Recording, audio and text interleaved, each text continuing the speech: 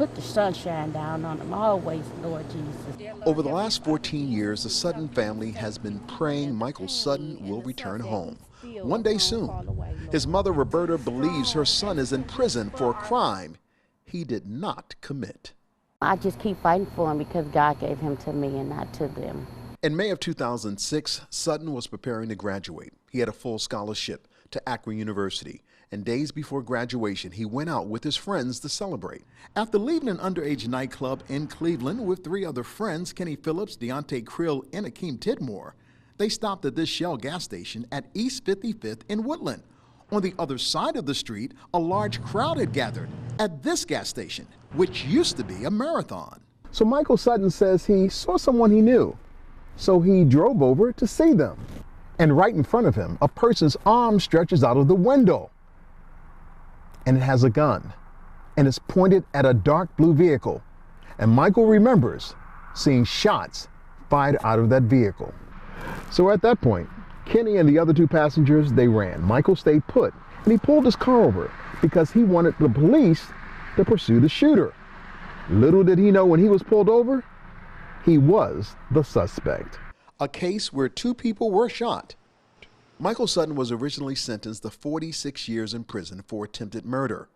Attorney Donald Castor of the Ohio Innocence Project. Well, this is a case where it's pretty clear just when you start to look at the new evidence that's been assembled that Michael Sutton and Kenny Phillips are innocent. According to Castor, statements made by officers on the scene that night that would have helped prove Sutton's innocence were never shared with the jury. On top of that, there was no physical evidence, says Castor, to link Sutton to the crime. The police never found the gun that Michael and Kenny supposedly had, even though they were caught pretty quickly, even though the police spent a lot of time searching for the gun. So it was always a weak case.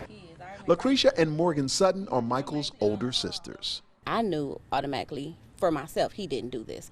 He's been in there, for so long, and he was a young guy going in there. He went into prison as a teenager and is now 33.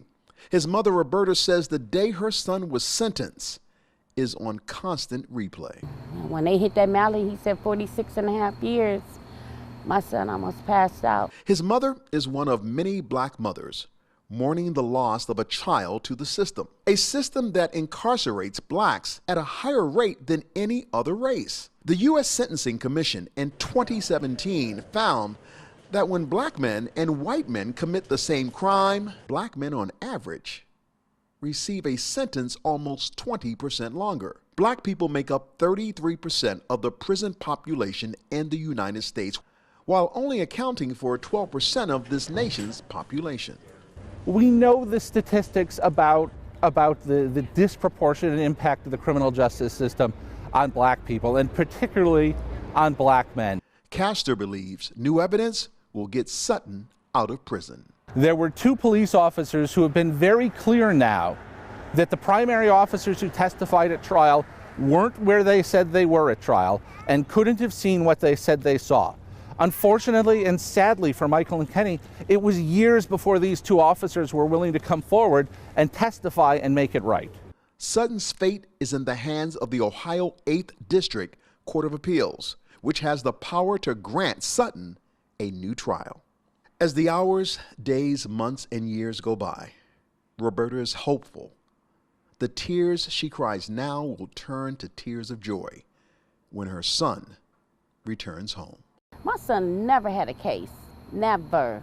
And you give him 46.5 years, you sent a young little boy to a big man's prison that he had to fend for himself, and I couldn't be there to protect him. For the next 400, Ronnie Duncan, 19 News.